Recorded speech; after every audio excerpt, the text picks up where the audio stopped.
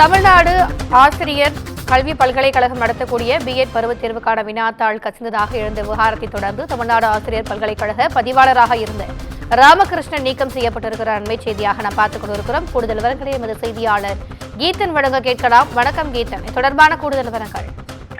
வணக்கம். தமிழக ஆசிரியர் பல்கலைக்கழகம் நடத்தக்கூடிய இந்த பிஎட் செமஸ்டர் தேர்வுக்கான வினாத்தாள் வெளியான விவகாரத்தை நம்ம காலையில் முன்னதாகவே வெளியிட்டிருந்தோம்.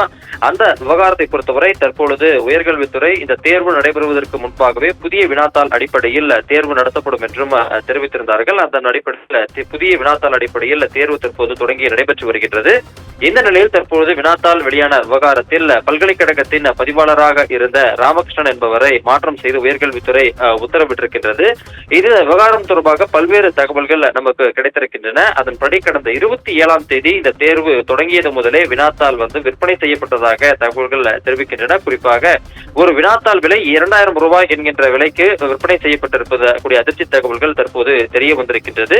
இதில் பல்கலைக்கழகத்தை சம்பந்தப்பட்ட பதிவாளர் மற்றும் துணை பதிவாளர்களே இந்த மோசடியில் ஈடுபட்டதாகவும் தெரிய வந்திருக்கின்றது.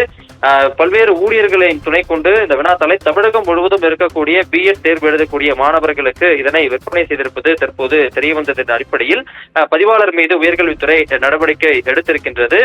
இன்று காலை நடைபெறக்கூடிய அந்த தேர்வுக்கான வினாத்தாள் என்பது முன்கூட்டியே வெளியான நிலையில்தான் இந்த விவகாரம் என்பது வெளிச்சத்திற்கு வந்தது. அதனைத் தொடர்ந்து குமுதம் செய்திகள் இது தொடர்பாக காலையிலேயும் முன்னதாகவே இந்த செய்திகளை வெளியிட்டிருந்தோம். உயர்கல்வித்துறை விளக்கத்தினையும் பெற்று நாம் தெரிவித்திருந்தோம். அந்த அடிப்படையில் அடுத்த கட்டமாக தற்பொழுது பதிவாளர் மீதும் உயர்கல்வித்துறை நடவடிக்கை எடுத்து தற்பொழுது உத்தரவிட்டிருக்கின்றது. கூடுதல் விவரங்களுக்கு நன்றி கீதன்.